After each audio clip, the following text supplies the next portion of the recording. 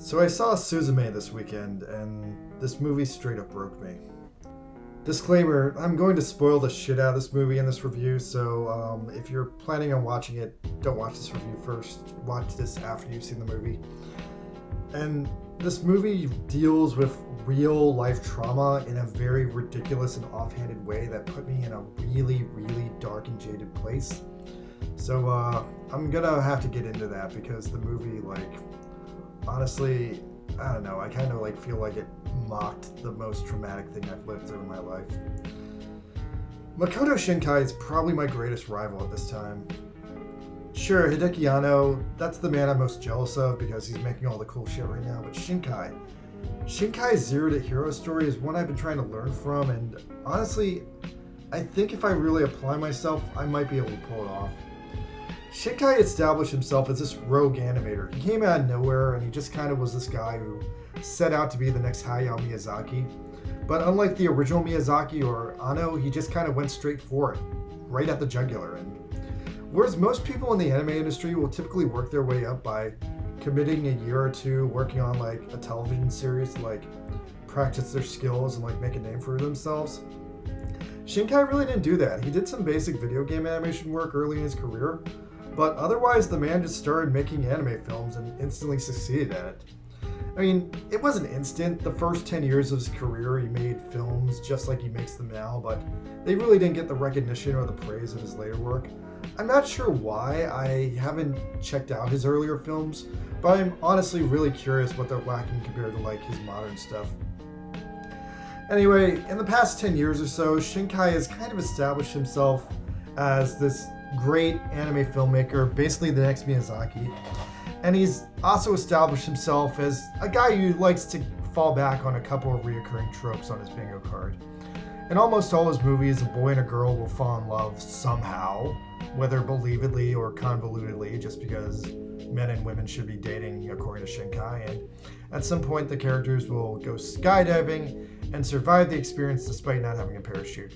They'll see some beautiful stars, there's usually some really impressive shots of Tokyo, and especially in his later movies, there's always a twist, and the twist is usually extremely random and related to time travel in a way you completely weren't expecting it because nothing else about the movie was about time travel, and it just kind of hits in a way that doesn't entirely make sense because Shinkai just has kind of this weird disrespect for the passage of time.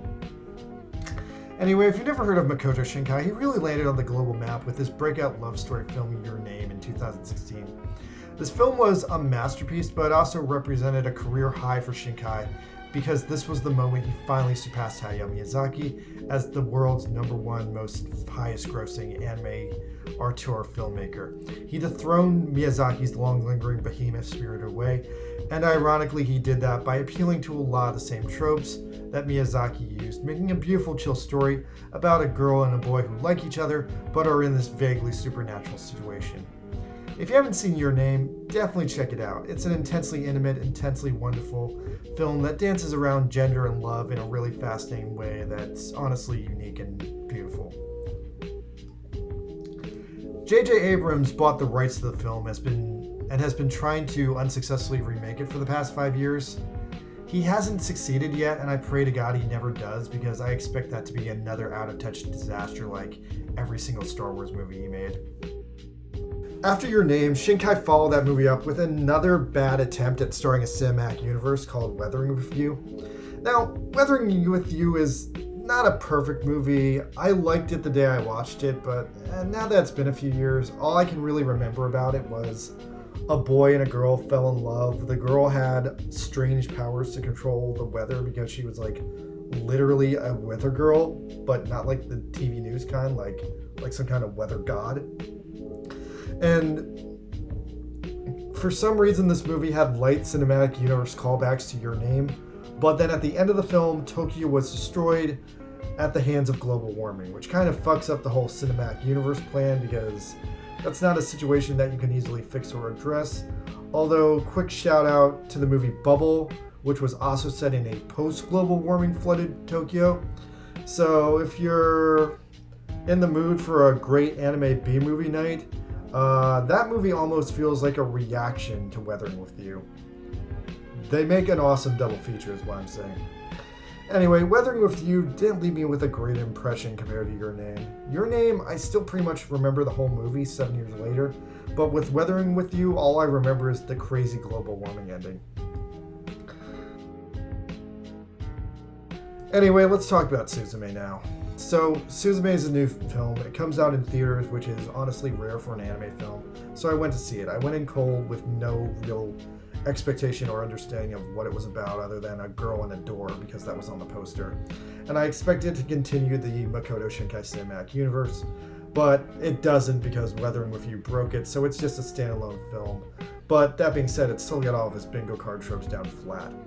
Suzume is, honestly, I'd say, a major step up from the simplicity of Your Name and Weathering with You, almost to a nightmarish degree how complicated it is.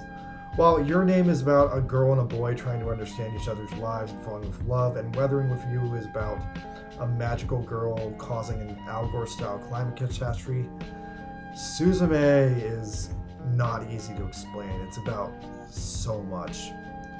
The tagline for Suzume is a film about a girl who closes the door on tragedy. While that sums it up, it massively simplifies it because Suzume is about a lot of complicated things. It's about a girl whose mom is dead and her coming to terms with that. It's about a confusing nightmare of her as a child trying to find her mom in a snowfield. And then it flashes to the present, and throughout the story we start to understand that Suzume's mom was a nurse, so Suzume's goal is to become a nurse too, because essentially she wants to replace her mom or become her mom. She's got a lot of identity issues, and one day she meets a roguish stranger on her way to school, and somehow she knows this man. She's been waiting to meet him her entire life. Suzume is kind of about destiny, but it's also kind of crazy because it's about ancient Japanese mythologies, ancient Japanese superstitions, ancient Japanese gods, monsters, and this abstract Japanese concept that's hard to put into words, and it doesn't have an English translation. It's just a Japanese concept called Tsukumogami. Tsukumogami can be simplified down to the power of something old, an old object. Tsukumogami isn't just that power though, it's also kind of a life philosophy. It's that old objects are intrinsically better than new objects because old objects have history, and that history gives them a power, and that power can sometimes give that object a soul. Tsukumogami, though, isn't always good. It's a double-edged sword kind of concept because if an object has served your family well for 100 years, then that object suddenly upgrades itself and it becomes a holy object. It becomes a better version of itself because it has that history with you. But at the same time, if that object survives for 100 years and it wasn't a beloved object, if it's something that you treated as trash, then it's going to update itself into a yokai, a demon. It's going to go on to do evil in the world. I can kind of appreciate this concept because my family has a 100-year-old asparagus cooker that's successfully been cooking my family asparagus since before World War I. And quite frankly, there's no better way to cook asparagus in my opinion. Anyway, this movie is about one other thing, and that's earthquakes. And it's kind of funny because in America, people have really forgotten to fear earthquakes because if you live on the East Coast, you've probably never experienced one. And honestly, there hasn't been a truly destructive earthquake in America in over 100 years, so it's mostly considered a problem that only mildly affects the people of California, but there are places in this world that straight up get wrecked by earthquakes, and in the past century, I can put some pins down from Mexico, New Zealand, and most importantly, Japan. New Zealand and Japan are literally right on the Pacific fault line, and somehow they get earthquakes worse than anywhere else in the world. When I moved to Japan, I first started experiencing earthquakes, and the earthquakes themselves, I don't know, they were kind of fun. Suddenly something shakes you awake, something shakes you in the night, and it's not that scary, but what makes it scary in Japan is the buildings in Japan are made really cheaply. They're made of flimsy material, and I kind of understand after living in Japan during earthquake season why Japan kind of needs to really redo its infrastructure to hold up with earthquakes better.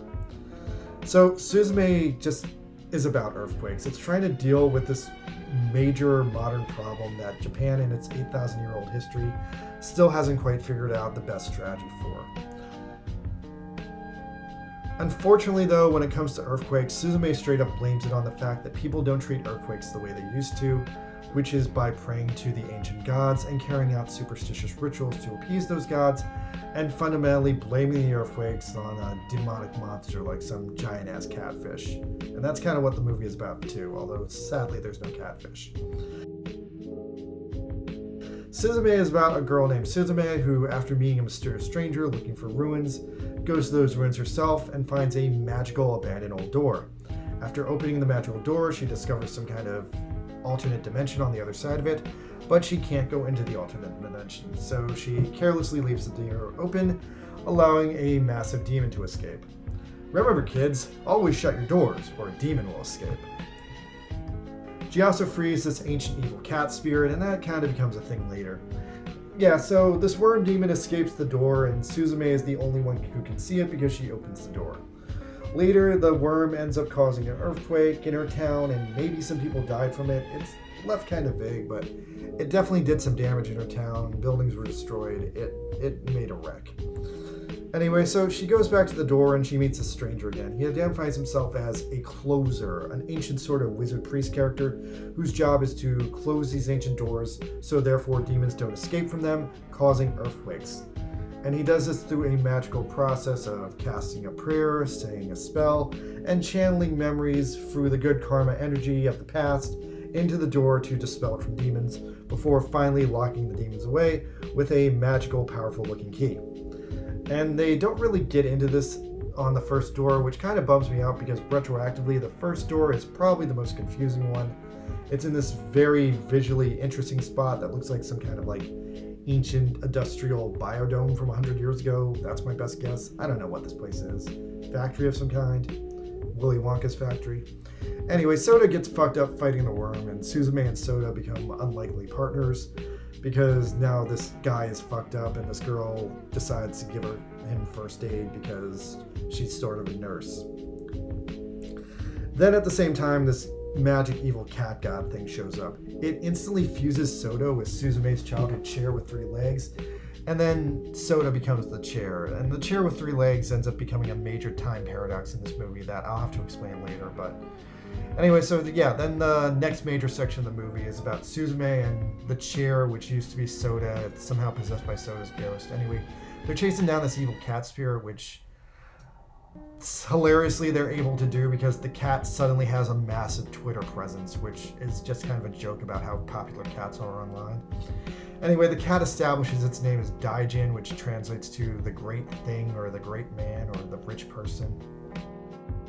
Daijin is essentially the villain of the movie, but he's a shitty villain. He kind of comes off like a little bit like Kyubey from Madoka, but you're misled at the start of the film to think he's like the one letting out the worm demons.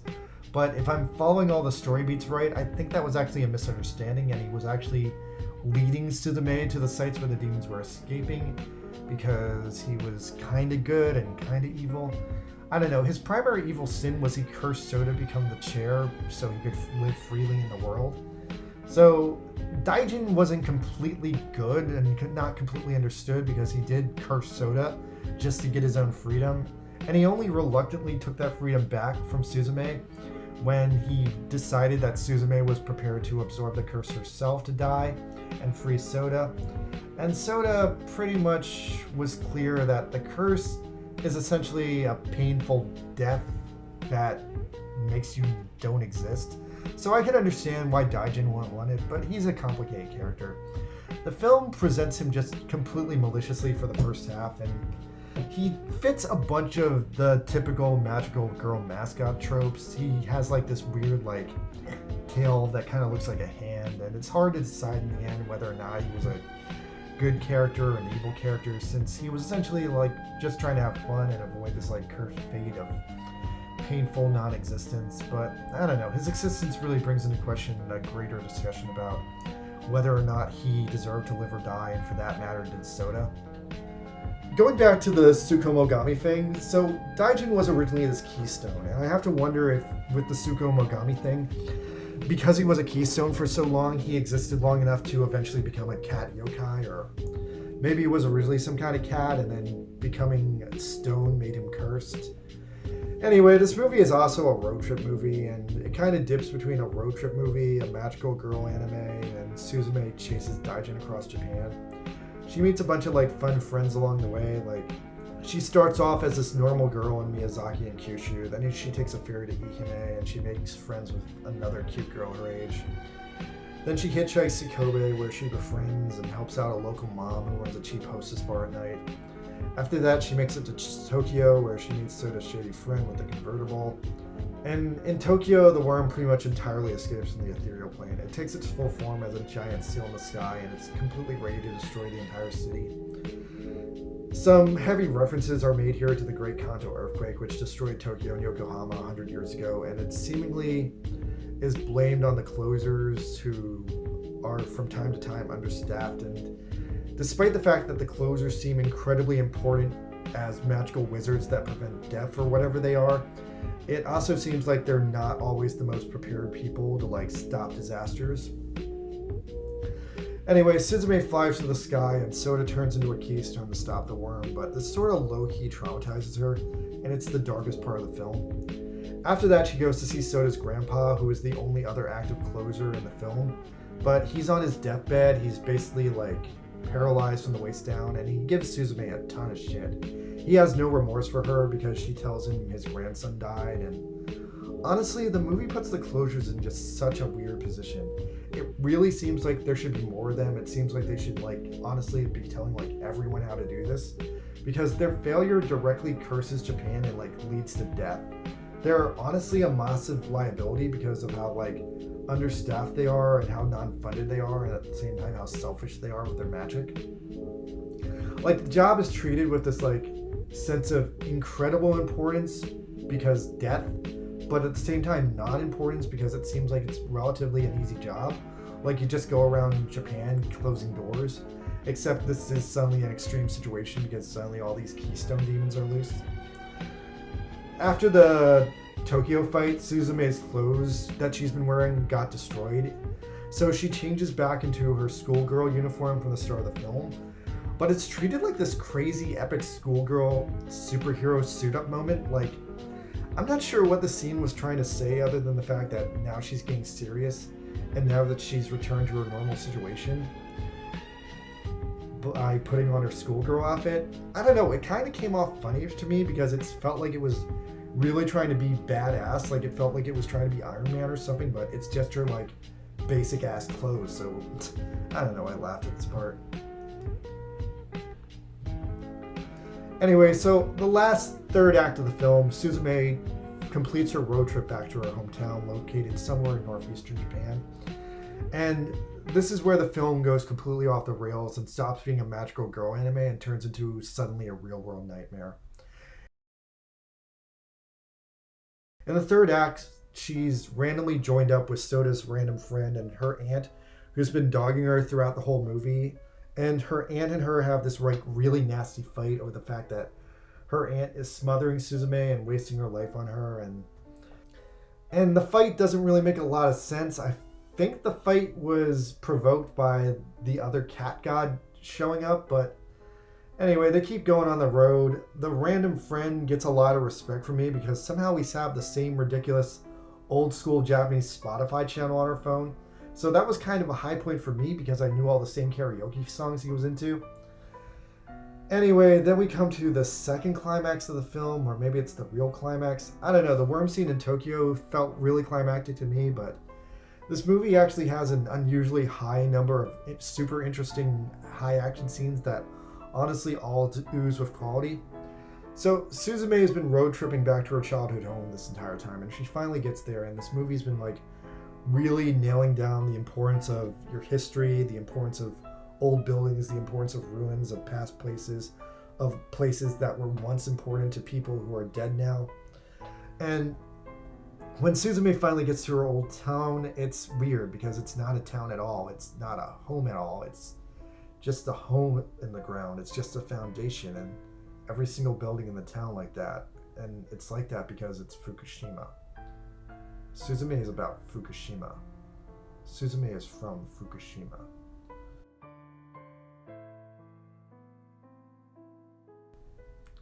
Suzume digs into her house and she finds a time capsule she buried in her childhood, which contains her diary. And there's this all blacked out page, and it just reads the date 3/11. And I can't even know if it was the movie doing it or my own mind, but I swear to God, the date jumped off the page.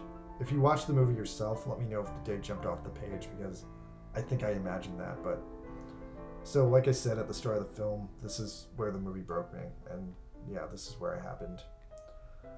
I've lived through some really awful things in my life. I was a child in New York when 9/11 happened. I was on a beach in South Korea when 300 children drowned in the Seawall Ferry.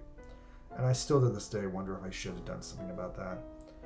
And I know a lot of people will say the pandemic was the worst part of their lives, but for me, even though I lost a lot of friends and coworkers to COVID, which really sucks, overall, I was stuck in my house for 2 years. That's nothing new to me. If anything, I just got better at not going outside. Honestly, the pandemic was a nice vacation for me. The worst day of my life was March 11th, 2011. A day itself, which I guess wasn't that terrible, but everything came after just changed my life forever. Look, the earthquake was weird. It was big enough to see it. I saw an earthquake. You don't usually see an earthquake, you usually feel it, but the Dai Tohoku earthquake, I saw that thing. I saw it going down the road. The tsunami mostly missed me, but anyway, then I kind of forgot about it, and I had some great miso ramen for dinner that night. But after dinner, I remember the fires burning through the city that night as the gas tanks exploded, and thousands of people just died in that tsunami, and the out-of-touch twisted woman I was stuck with was only concerned that Disneyland had been damaged in the tsunami. Fukushima, that incident, changed the trajectory of my life forever, and Japanese pop culture has been really slow to bring it up as a subject and slowly dance around the incident. Shin Gojira was really the first thing I saw in pop culture that even tried, and honestly, I wept at the scene in Shin Gojira where Gojira burned Tokyo to the ground. And as much as I love Shin Gojira as a movie, the thing I fucking hated the most about that movie, at the end of the film when it's over, Godzilla's just defeated and magically all the damage he did is instantly undone. It's been 12 years since 3/11, and there are places in Japan that still haven't been touched to this day because they're that radioactive. In Japanese film, it's an old tradition that sometimes you show things and sometimes you don't, and sometimes things are just explained with their absence. Suzume is honestly a masterclass in this because there's so much on screen that is only relevant in the third act of Suzume, as it does this horrible backflip from being a magical girl anime into a tsunami survivor story. Suzume's mom died in 3/11 in the tsunami, and judging by the context clues the film gives you, it seems like she was a nurse at a hospital and she just died instantly when the tsunami hit the hospital.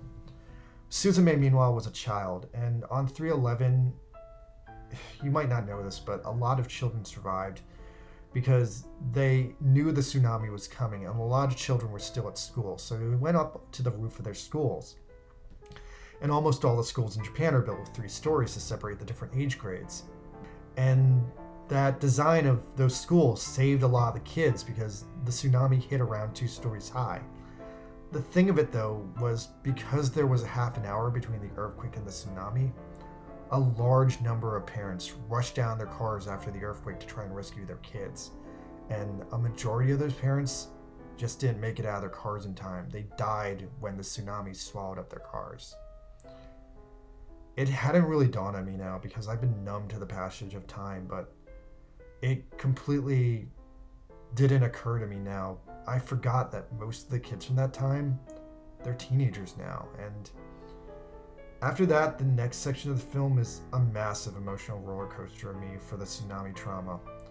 Suzume journeys to the ethereal train to rescue her boyfriend, and when she gets there, she's basically pretty much magically transported back in time to the earthquake. The way they draw it in the film, it looks exactly like it did on 3/11 with the city burning. Since parts of Fukushima were wrecked in the earthquake before the tsunami even hit, visually this makes sense.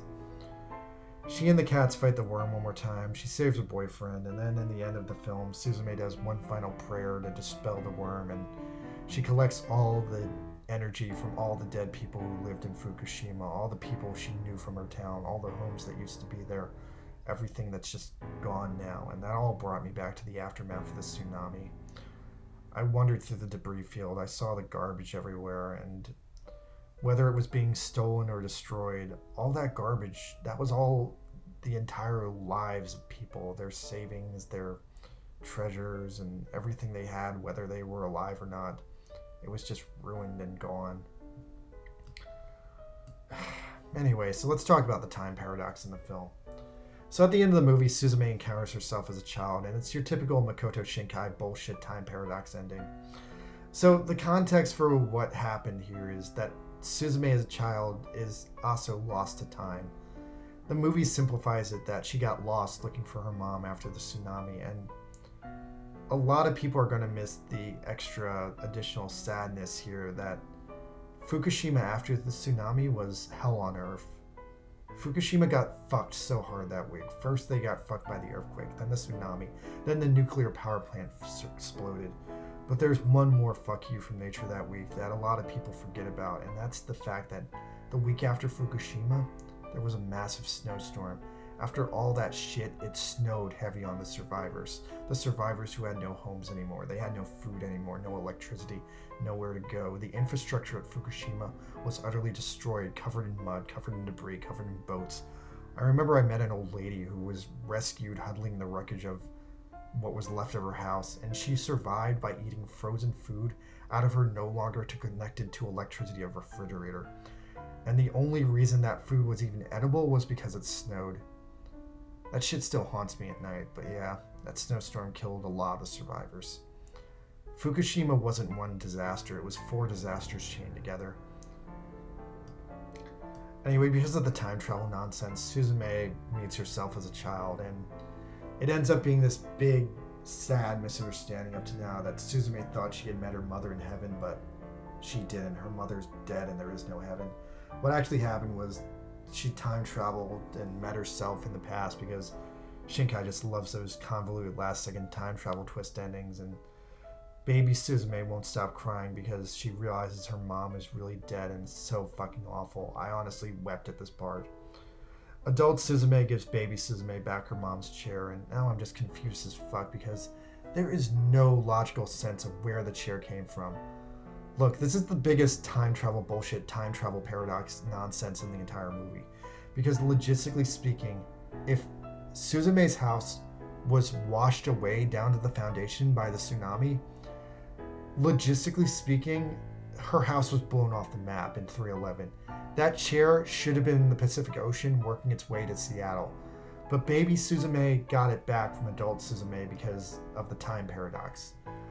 Now, that means this chair is stuck in an infinite time paradox loop, getting older and older every time someone watches this movie. On top of that, it doesn't even make sense how the chair lost a leg, or how the chair escaped the tsunami to be given to past Suzume in the first place, for her to grow up into an adult and give it back to herself.